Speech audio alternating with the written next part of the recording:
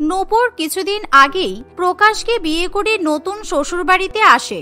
আর নূপুরের শ্বশুরবাড়িটা একেবারে এয়ারপোর্টের খুব কাছাকাছি জায়গায় অবস্থিত ছিল, আর যা দেখে নূপুর খুবই খুশি হয়। কিন্তু বিয়ের পর থেকেই নূপুর লক্ষ্য করে কয়েকদিন ছাড়াই তার শ্বশুরবাড়িতে আত্মীয় স্বজন আসতে থাকে, আর প্রত্যেক দিনই তার বাড়িতে কোনো না কোনো আত্মীয় স্বজন উপস্থিত থাকে। এভাবেই দেখতে দেখতে কিছুদিন কাটে। আর একদিন নূপুর প্রকাশকে বলে, প্রকাশ, তোমাদের বাড়িটা তো একেবারে এয়ারপোর্টের কাছেই, প্রত্যেকদিন ছাদে উঠলে কত কত প্লেনকে আকাশে উঠতে দেখা যায়। আচ্ছা প্রকাশ, আমাদের তো বিয়ের অনেক দিনই হলো, আমরা কি কোথাও ঘুরতে যাব না? আমার না বিদেশে ঘুরতে যাওয়ার খুব ইচ্ছা, তুমি আমাকে প্লেনে করে বিদেশে ঘুরতে নিয়ে চলো না, কারণ আমি আগে কখনো প্লেনে চাপিনি। কি বলছো কি? তুমি সত্যি আগে কখনো প্লেন চাপোনি? আমি যে কতবার প্লেনে উঠেছি তার কোনো ঠিক নেই। আর এয়ারপোর্টের একবারে পাশেই তো আমাদের বাড়ি, প্লেনে করে কোথাও যাতায়াত করতে আমাদের খুব কিন্তু সুবিধাও হয়। ঠিক আছে, আমি তাহলে তোমাকে থাইল্যান্ডে ঘুরতে নিয়ে যাব, আর আমি এখন আমাদের দুজনের জন্য প্লেনের টিকিট কেটে নিচ্ছি। এই বলে প্রকাশ টিকিট কাটতে যাবে, এমন সময় সেখানে প্রকাশের মা মালতী দেবী আসে। আরে দাঁড়া দাঁড়া, তুই তোর নতুন বউকে নিয়ে থাইল্যান্ডে ঘুরতে যাবি বলে ঠিক করেছিস, কিন্তু একবারও আমাকে জিজ্ঞাসা করার প্রয়োজন মনে করছিস না? এখন বাড়িতে কত আত্মীয় স্বজন আছে দেখেছিস? আর তাছাড়া এখন তোরা কোথাও ঘুরতে যেতে পারবি না, কারণ বিদেশ থেকে তোর মাসির ছেলে আর তার বউ কিন্তু আমাদের বাড়িতে আসছে। আর রাকেশের বিদেশি বউ আগে কখনো আমাদের বাড়িতে আসেনি, তাই এই সময়টা অবশ্যই তোদের বাড়িতে থাকা দরকার। কি তাই নাকি মা? তাহলে তো দারুণ ব্যাপার, অনেক বছর পর রাকেশের সঙ্গে আমাদের দেখা হবে। নূপুর, আমি পরে তোমাকে থাইল্যান্ডে ঘুরতে নিয়ে যাবো, কেমন? কারণ এখন বাড়িতে অতিথি আসছে, তাই এই সময়টা আমাদের ঘুরতে যাওয়া ঠিক হবে না। কিন্তু ওরা বিদেশ থেকে আমাদের বাড়িতে আসছে কেন?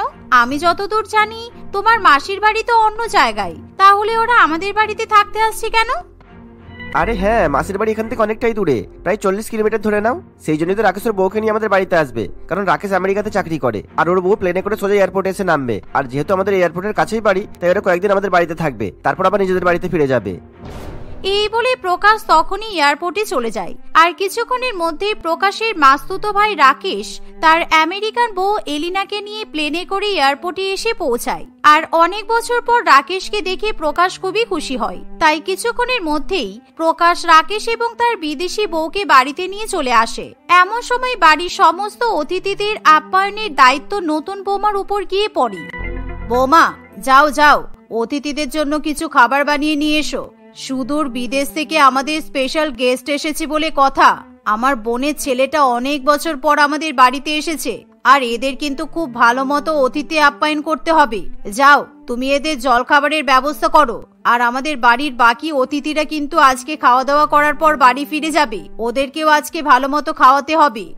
আচ্ছা মাসি, আমার বউ কিন্তু ইন্ডিয়ান খাবার খেতে একদম পছন্দ করে না, আসলে বিদেশি খাবার খেতে অভ্যস্ত, তাই এলিনের জন্য বিদেশি কোনো খাবারই রান্না করতে হবে। তবে আমি কিন্তু দেশি খাবারই খাবো, এত বছর পর দেশে ফিরে এসেছি, দেশি খাবার না খেলে হয়? যতই বিদেশে থাকি না কেন, এখনো পর্যন্ত দেশি খাবার খেতে আমি পছন্দ করি।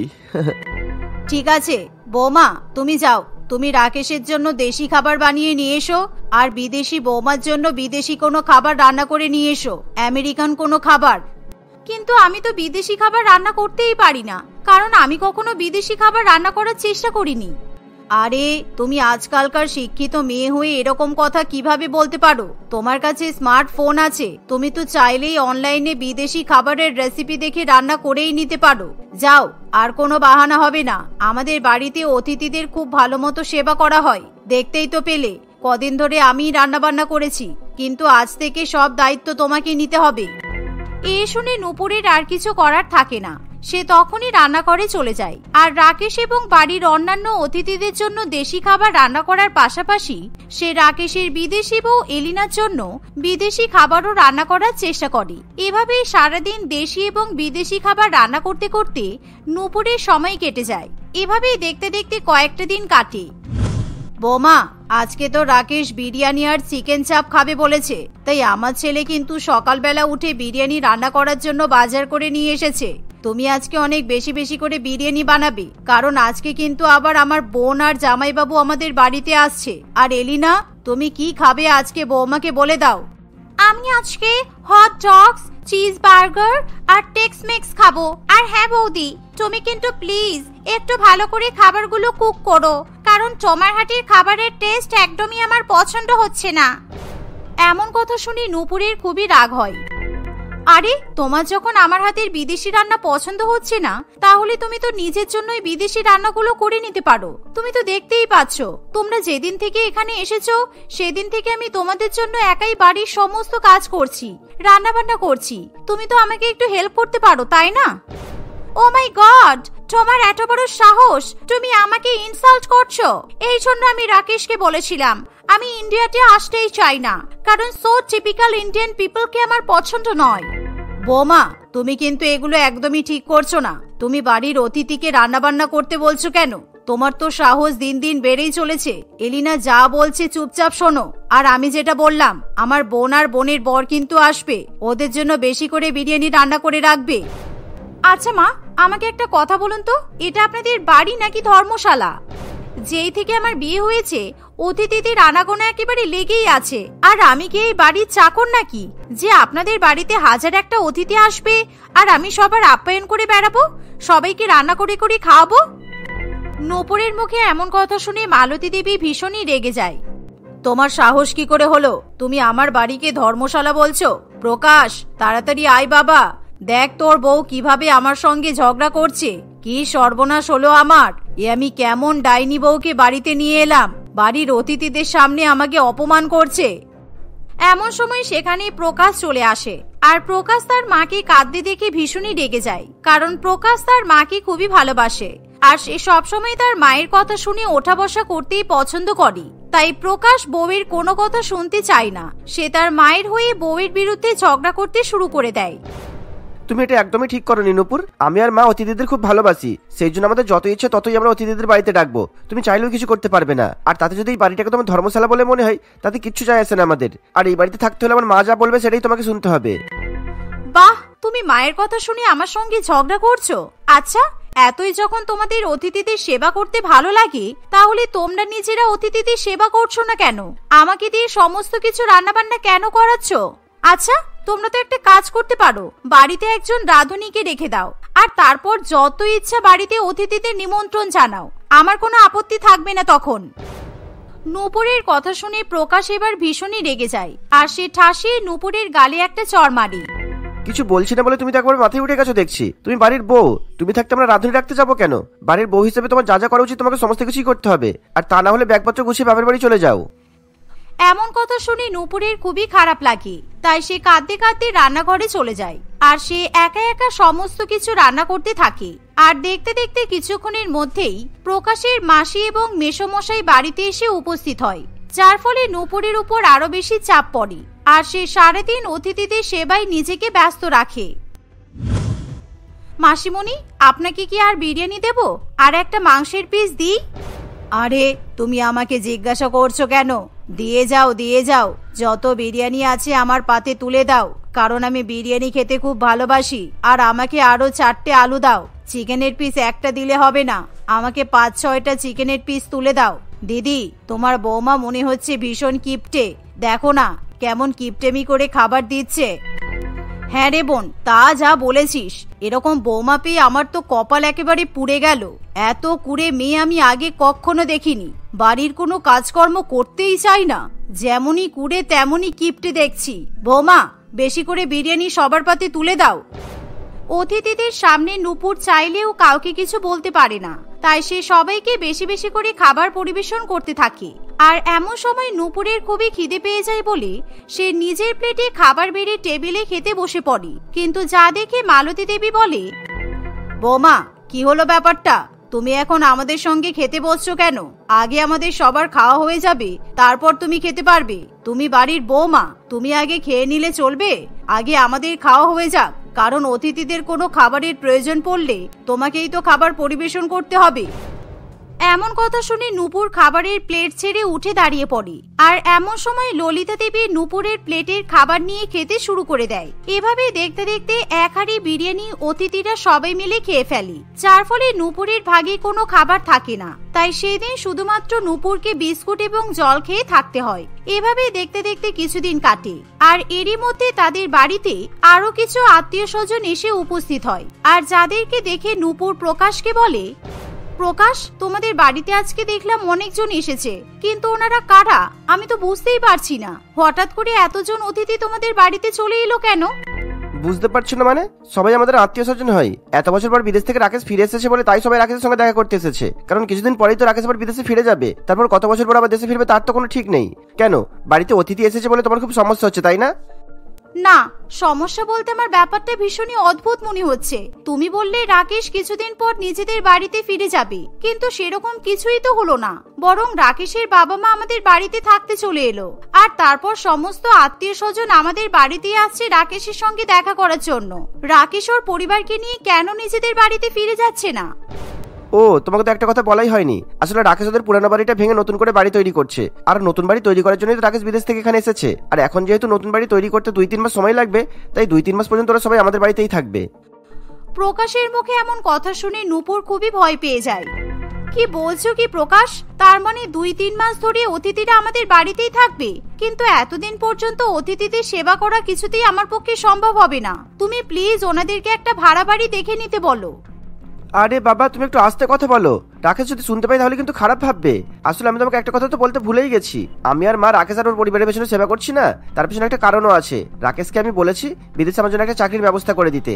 রাকেশ বলেছে বিদেশেও যেই কোম্পানিতে চাকরি করে 2-3 মাস পর সেই কোম্পানিতে ভ্যাকেন্সি বেরোবে, আর সেই সময় আমাকে চাকরিতে ঢুকিয়েও দেবে, বুঝেছো? ও আচ্ছা, তুমি শুধুমাত্র বিদেশে চাকরি পাওয়ার লোভে পড়ে অতিথিদেরকে নিয়ে এতটা মাথামাতি করছো। ঠিক আছে, তোমার যেটা ভালো লাগে সেটাই করো, কিন্তু আমার মনে হয় না ওই রাকেশ তোমাকে আদেও কোনো চাকরির ব্যবস্থা করে দেবে। কারণ ওই রাকেশ আর ওর বউকে দেখে আমার ভীষণই চালাক বলে মনে হয়। দেখলে না, বিদেশ থেকে সব আত্মীয় স্বজনদের জন্য দামি দামি উপহার নিয়ে এসেছে, কিন্তু তোমাদের জন্য তো কিছুই নিয়ে আসেনি। আরে কম দামি উপহার নিয়ে কি করব? বিদেশে যদি একবার চাকরি পেয়ে যাই তাহলে আমি রাকেশের মতো মাসে লক্ষ লক্ষ টাকা ইনকাম করতে পারবো। ছাড়ো, তোমাকে এই সমস্ত কিছু ভাবতে হবে না।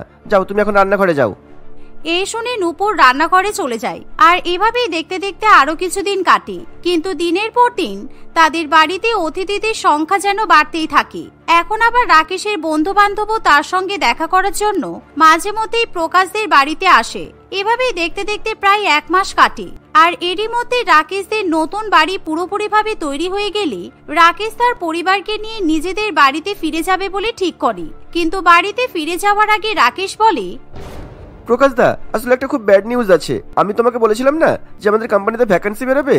আর বলো না, আমাদের কোম্পানি পুরানো এমপ্লয়ীদেরকেও ছাঁটাই করে দিয়েছে, আর তার মধ্যে আমিও একজন। আমি আমার বিদেশে চাকরিটা হারিয়ে ফেলেছি, তাই আমি আর আমার বউকে নিয়ে বিদেশে ফিরে যাব না। এবার আমি আমার পরিবারকে নিয়ে নিজেদের নতুন বাড়িতেই থাকবো। আর তুমি বরং তোমার অফিসে আমার চাকরির জন্য একটা ব্যবস্থা করো প্লিজ। এই বলে রাকেশ তার পরিবারকে নিয়ে সেখান থেকে চলে যায়। কিন্তু রাকেশের কথাগুলো শুনে প্রকাশ এবং তার মায়ের দুঃখের কোনো শেষ থাকে না। ঠিক হয়েছে, আপনাদের সঙ্গে এমনটাই হওয়া উচিত ছিল। বাড়ির অতিথিদের জন্য আপনারা বাড়ির বউয়ের উপর অনেক অত্যাচার করেছেন, সেই জন্যই তো উপরওয়ালা আপনাদেরকে শাস্তি দিয়েছে। আরো বেশি করে অতিথিদের নিমন্ত্রণ করুন। বেশি লোভ করলে এরকমই হয়। তনয়া দেবীর একমাত্র ছেলে বিকাশ বাইরের রাজ্যে ট্রেনের টিটির কাজ করে। সে ভীষণ পরিমাণে ব্যস্ত থাকায় নিজের মায়ের সঙ্গে দেখা পর্যন্ত করতে আসতে পারে না। ছেলের দেখা না পাওয়ায় মায়ের মন ভীষণ পরিমাণে খারাপ থাকে। আর সেই কারণে তনয়া দেবীর সম্বল হয় তার মেয়ে জিনিয়া এবং জামাই রিতম। তনয়া দেবী মেয়ে এবং জামাইকে নিজের বাড়িতেই রেখে দেয়, কারণ সে একেবারেই একা থাকতে পছন্দ করে না। এভাবেই বেশ কিছু বছর কাটে। ধীরে ধীরে তনয়া দেবীর বয়স বেড়ে যাওয়ায় সে এবার নিজের ছেলের বিয়ের জন্য চিন্তা করতে শুরু করে। কিন্তু নিজের ছেলের জন্য পাত্রী খুঁজতে খুঁজতে 1 বছরের শীতকাল থেকে পরের বছরের শীতকাল পড়ে যায়, কিন্তু কিছুতেই আর পাত্রী খুঁজে পাওয়া যায় না। আর এই কারণেই বিকাশের জন্য উপযুক্ত পাত্রী খোঁজার দায়িত্ব পড়ে রিতমের উপর। জামাই বাবা, তুমি এখন আমার একমাত্র সম্বল। তুমি যদি আমার ছেলের জন্য এই শীতের জানুয়ারিতে একটা উপযুক্ত মেয়ে খুঁজে নিয়ে আসতে পারো তাহলে খুব ভালো হবে, কারণ আমার ছেলেটার এবার সত্যি একটা বিয়ের দরকার। ও সারাক্ষণ বাইরের রাজ্যের বিভিন্ন ট্রেনের টিকিট দেখে বেড়ায়, তাই ওর যদি বিয়ে দিতে পারি অন্তত বৌমা তো আমার কাছে থাকবে। শীতের পর শীত কেটে যাচ্ছে, কিন্তু আমার ছেলেটার বিয়ে আর হচ্ছে না। আমি তো সবই বুঝতে পারছি মা, কিন্তু আপনি আজকালকার দিনের মেয়েদের তো ভালো করেই জানেন ওরা কেমন। আমি না হয় বিনা যৌতুকে আপনার মেয়েকে বিয়ে করে নিয়েছি, কিন্তু এখনকার দিনের মেয়েরা তো এরকম বাইরের রাজ্যে কাজ করা ছেলেকে বিয়ে করার জন্য যৌতুক নিতে চাই। কিন্তু আপনি চিন্তা করবেন না, এই বছর শীতকালে আমি আপনার ছেলের বিয়ে দিয়েই ছাড়বো। সে কি, আমি আমার এত ভালো সুপুরের ছেলের বিয়ে দেব, তাও আবার যৌতুক দিয়ে?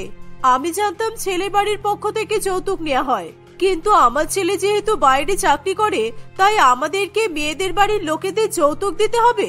কি দিনকাল এসে পড়লো, হায় রে ঈশ্বর। হ্যাঁ, আমি ঠিকই বলেছি শাশুড়ি মা। আমার নজরে একটা ভালো পাত্রী আছে, কিন্তু তার বাবা 3 লক্ষ টাকা যৌতুক হিসাবে চেয়েছে। আপনি যদি টাকা দিতে রাজি থাকেন তাহলে বলুন, এখন এই শীতে আপনার বিয়ে, আপনার ছেলের বিয়ের সানাই বাজিয়ে দিচ্ছি। এই বলে রিতম তনয়া দেবীকে একটি পাত্রীর ছবি দেখায়, কিন্তু পাত্রীর নাক বেঁকা হওয়ায় তার কিছুতেই এরকম মেয়েকে পছন্দ হয় না। তখনই তনয়া দেবী এরকম নাক বেঁকা পাত্রীকে নাকচ করে দেয়। আপনার তো দেখছি অনেক নাক আছে শাশুড়ি মা। ছেলের জন্য নাক বাঁকা পাত্রী চলবে না, চোখটারা পাত্রী চলবে না, তাহলে যে কিরকম পাত্রী আপনার পছন্দ কে জানে। আমাকে আবার পাত্রী খোঁজার দায়িত্ব দিচ্ছেন, আর ভালো লাগে না। এই বলে রিতম সেখান থেকে চলে যায়।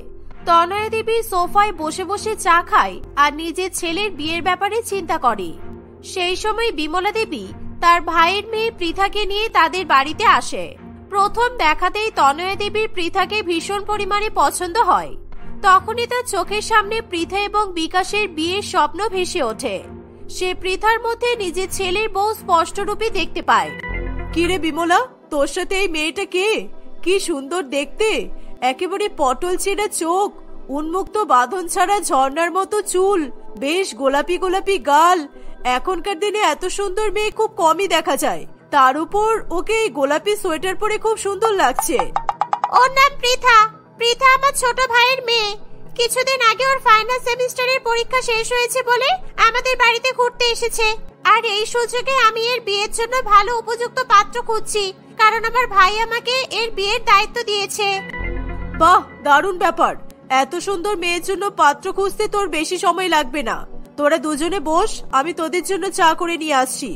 আমার বাড়িতে এই মেয়েটা প্রথমবার এসেছে, কিছু না খাইয়ে বাড়ি পাঠালে হয়? এই বলে তনয়া দেবী তাড়াতাড়ি করে রান্নাঘরে চলে যায়। সে বিমলা দেবী এবং পৃথার জন্য চা বানিয়ে নিয়ে আসে, আর চায়ের সঙ্গে জলখাবারও নিয়ে আসে। তিনজনে মিলে অনেক অনেক গল্প করে এবং কিছুক্ষণ পর বিমলা দেবী তার ভাইয়ের মেয়েকে নিয়ে বাড়িতে চলে যায়। তারপর থেকে তনয়া দেবী কিছুতেই পৃথার কথা ভুলতে পারে না। সে প্রত্যেক দিন কোনো না কোনো বাহানায় বিমলাদের বাড়িতে যায় আর বিমলা দেবীর কাছে পৃথার ব্যাপারে নানান রকম কথা জিজ্ঞাসা করতে থাকে। কিরে, নিজের ভাইয়ের মেয়ের জন্য ভালো পাত্রের সন্ধান পেলি? অনেকদিন তো হয়ে গেল, এবার ভালো দেখে একটা পাত্র খুঁজে মেয়েটার বিয়ে দিয়েই দে।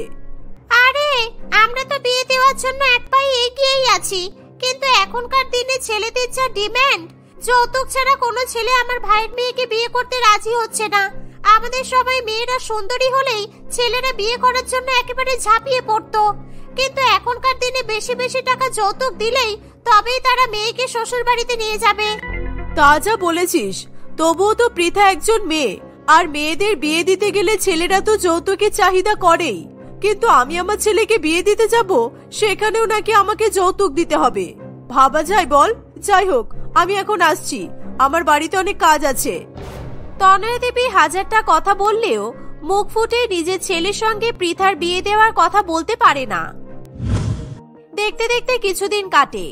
একদিন সে রান্নাঘরে রান্না করছে, এমন সময় পৃথা নিজের হাতে গাজরের হালুয়া রান্না করে তনয়া দেবীকে দিতে আসে। তনয়া দেবী পৃথাকে দেখে খুবই খুশি হয়। কি হলো পৃথা, আজকে সকাল সকাল আমার বাড়িতে আসলি? তোর পিসি কোথায়? ভালোই হয়েছে, এসেছিস যখন তখন আমার হাতের গরম গরম কড়াইশুটির কচুরি আর আলুর দম খেয়ে বাড়ি যাবি। হ্যাঁ, কি সুন্দর কড়াইশুটির কচুরি আর আলুর দমের গন্ধ বেরোচ্ছে। আর আমি তোমার জন্য উইন্টার স্পেশাল গরম গরম গাজরের হালুয়া করে নিয়ে এসেছি। তুমি আমাকে কচুরি খাওয়াবে আর আমি তোমাকে আমার হাতের গাজরের হালুয়া খাওয়াবো। পৃথার মুখে এরকম মিষ্টি মিষ্টি কথা শুনে তনয়া দেবীর মনটা একেবারে ভালো হয়ে যায়। কিন্তু পৃথা তাকে দেখেই বুঝতে পারে যে তনয়া দেবী বহুদিন ধরে কোনো কারণে ভীষণ দুশ্চিন্তায় ভুগছে, কিন্তু সে কারোর সঙ্গে নিজের দুশ্চিন্তা ভাগ করতে চাইছে না। তোর মিষ্টি মিষ্টি কথা শুনে আমার দিনটা খুব ভালো হয়ে গেল রে। যা, গিয়ে সোফার উপর বস, আমি কচুরি নিয়ে আসছি। তোমাকে দেখে মনে হচ্ছে তুমি কোনো বিষয় নিয়ে খুব চিন্তা করছো। যদি আমাকে নিজের বলে মনে করো, তাহলে কিন্তু তুমি তোমার চিন্তার কারণটা আমাকে বলতেই পারো। আমি কিন্তু কাউকে বলবো না, এমনকি আমার পিসিকেও বলবো না। কি বলি বল, আমার ছেলের বিয়ের বয়স হয়ে গেল, কিন্তু এখনো পর্যন্ত একটা উপযুক্ত পাত্রী পেলাম না। আমারও তো বয়স হচ্ছে, এখন যদি ছেলেকে বিয়ে না দিই তাহলে নাতি নাতনির মুখ দেখার আগেই তো আমাকে স্বর্গের টিকিট কাটতে হবে। সেই নিয়ে খুব চিন্তায় আছি রে মা।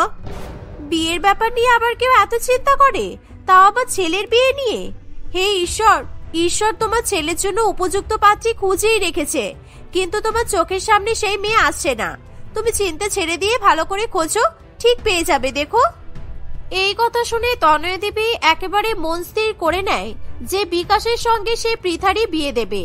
পৃথাকে কচুরি খাইয়ে বাড়ি পাঠিয়ে দেওয়ার পর তনয়া দেবী নিজের জামাই এবং মেয়ের জন্য গরম গরম কচুরি আর আলুর দম নিয়ে তাদের ঘরে যায়। সেই সময় সে রিতমকে ফোনে কথা বলতে শুনতে পায়। আরে মশাই, আপনি বেশি চিন্তা করছেন কেন বলুন তো? আমার শাশুড়ি মা বোকা মূর্খ মানুষ, সুতরাং আপনি যৌতুকের জন্য 5 লক্ষ টাকা ডিমান্ড করবেন। আর ভুলেও আমার শাশুড়ি মায়ের সামনে বলবেন না যে আপনার মেয়ের মাথা খারাপ। আর টাকাটা পেয়ে যাওয়ার পর 2 লক্ষ টাকা আমাকে দিয়ে দেবেন। আর আমার শাশুড়ি মাকে রাজি করানোর সমস্ত দায়িত্ব আমার, কারণ আমার শাশুড়ি মা শীতকালে নিজের ছেলের বিয়ে দেওয়ার জন্য পাগল হয়ে উঠেছে। তবে আপনার মেয়ে পাগল হলেও কিন্তু খুব সুন্দরী, তাই আমার শাশুড়ি মা একবারেই রাজি হয়ে যাবে। হায় হায় ঈশ্বর, আমার জামাই শেষ পর্যন্ত আমার ছেলের সাথে একটা পাগল মেয়ের বিয়ে দেবে, আর তার জন্য আমাকে আবার 5 লক্ষ টাকা দিতে হবে। আমি কিছুতে এসব মেনে নিতে পারবো না। আমাকে যে করেই হোক পৃথাকে এই বাড়ির বউ বানিয়ে নিয়ে আসতেই হবে। ঘটককে টাকা দিতে হবে বলে নিজের জামাইকে পাত্রী খোঁজার দায়িত্ব দিয়েছিলাম, কিন্তু আমার জামাই তো দেখছি ঘটকদের থেকে বড় ডাকাত। তনয়া দেবী ভয় পেয়ে কচুরি আলুর দম ছেড়ে নিজের ঘরে গিয়ে শুয়ে পড়ে। সে সারাদিন চিন্তায় আর ঘর থেকে বাইরে বেরোয় না। তনয়া দেবী নিজের ছেলে বিকাশকে ফোন করে বলে, বিকাশ, তুই এবার ফিরে আয় বাবা। তোকে আর বাইরের রাজ্যে কাজ করতে হবে না। তোর বিয়ে হলে আমি শান্তিতে মরতে পারবো। তুই শহরে আসলেই আমি তোকে একটা ভালো মেয়ে দেখে বিয়ে দিয়ে দেব। আমার শহরে যাওয়ার একদম সময় নেই মা। আর তুমি আমার বিয়ে নিয়ে এত দুশ্চিন্তা করা বন্ধ করো তো। যখন আমার বিয়ে হওয়ার সময় হবে ঠিকই বিয়ে হয়ে যাবে। আর মা, আমি এখন খুব কাজে ব্যস্ত আছি, ফোন রাখলাম, ভালো থেকো। এই বলে বিকাশ ফোনটা কেটে দেয়। সেই দিন সারা রাত গায়ে কম্বল চাপা দিয়ে তনয়া দেবী নিজের জামাইয়ের ওইসব কথাবার্তা চিন্তা করে আর ভালো করে ঘুমাতেও পারে না। পরের দিন সকালবেলা উঠেই সে আর সময় নষ্ট না করে নিজের ছেলের সঙ্গে পৃথার বিয়ের কথা বলতে বিমলাদের বাড়িতে যায়। দেখ, আমি আর কোনো কথা ঘুরিয়ে পেঁচিয়ে তোকে বলতে পারছি না। তোর ভাইয়ের মেয়েকে আমার নিজের ছেলের জন্য ভীষণ পছন্দ হয়েছে। আমি নিজে এগিয়ে এসে বিকাশের জন্য পৃথার হাত চাইছি। তুই প্লিজ না করিস না। আর আমার ছেলের সাথে পৃথার বিয়ে দেওয়ার জন্য আমি 1 টাকাও যৌতুক হিসেবে নেব না। তুই শুধু বিয়েতে রাজি হয়ে যা আর নিজের ভাইকে রাজি করিয়ে নে। বিমলা দেবী এই কথা শুনে খুবই খুশি হয়। আরে তুই এইভাবে কথা বলছিস কেন? আমি জানি বিকাশ খুব ভালো ছেলে আর অনেক ভালো কাজও করে। আজকালকার দিনে যৌতুক না দিয়ে এরকম সরকারি চাকরিজীবী ছেলের সঙ্গে মেয়ের বিয়ে দেওয়া তো ভাগ্যের ব্যাপার। আর তুই আমাকে আগেই বলতে পারতিস, তাহলে আমি পৃথার সঙ্গে তখনই বিকাশের বিয়ে দিয়ে দিতাম। বিমলা দেবীর সম্মতি পেয়ে তনয়া দেবী আর এক মুহূর্ত অপেক্ষা করতে চায় না। সে সেই মুহূর্তে নিজের বাড়িতে গিয়ে রিতমকে ডাক দেয়। রিতম তখনই পাগল মেয়ের বিয়ের প্রস্তাব নিয়ে তার শাশুড়ি মায়ের কাছে আসে। শোনো, তোমার সাথে আমার খুব গুরুত্বপূর্ণ কথা আছে। হ্যাঁ শাশুড়ি মা, আমি আপনার জন্য একটা দারুণ সুখবর নিয়ে এসেছি। আমার শালাবাবুর জন্য আমি একটা দারুণ সুন্দরী আর শিক্ষিত মেয়ে খুঁজেছি। সুতরাং এইবার দয়া করে আর এই মেয়েটাকে হাতছাড়া করবেন না। কিন্তু ওরা 5 লক্ষ টাকা চেয়েছে, তাই আপনি যদি আমাকে এখন 5 লক্ষ টাকা দিয়ে দেন, আমি জানুয়ারিতেই বিয়ে ফাইনাল করে দেব। কি মিথ্যেবাদী! আমার ছেলের সাথে একটা পাগল মেয়ে গুছিয়ে দিয়ে তুমি টাকা ইনকাম করার ধান্দা করছো, আর তুমি ভাবছো আমি সেটা বুঝতেও পারবো না? তার উপর বলছো মেয়ে নাকি সুন্দরী আর শিক্ষিত। আমি তোমার কোনো কথা শুনতে চাই না। এক্ষুনি তুমি বাইরের রাজ্যে ট্রেনের টিকিট কাটো। আমি আমার ছেলের বিয়ে দেব। মেয়ে আমি পেয়ে গেছি। রিতম তার শাশুড়ি মায়ের কথা শুনে ভয়ে একেবারে তুতলিয়ে যায়। আপনাকে কে সব ফালতু কথা বলেছে যে আমি আমার শালাবাবুর জন্য পাগল পাত্রীর সন্ধান করেছি? আর আপনি এমন করে কথা বলছেন কেন যেন টিকিট কেটে নিজের ছেলের বিয়ে আপনি ট্রেনের মধ্যেই দিয়ে দেবেন? আমি তোমার সাথে আর কোনো রকম কোনো কথা বাড়াতে চাই না। তুমি আজকে ভোর রাত ট্রেনে টিকিট কাটবে। আমি এই শীতকালে নিজের ছেলের বিয়ে ট্রেনেই দেব, কারণ আমার পক্ষে আরেকটা শীতকাল অপেক্ষা করা সম্ভব নয়। নিজের শাশুড়ি মায়ের কথা শুনে রিতমের আর কিছু বলার থাকে না। সে সেই মুহূর্তে বাইরের রাজ্যে যাওয়ার জন্য ভোরবেলার টিকিট কাটে।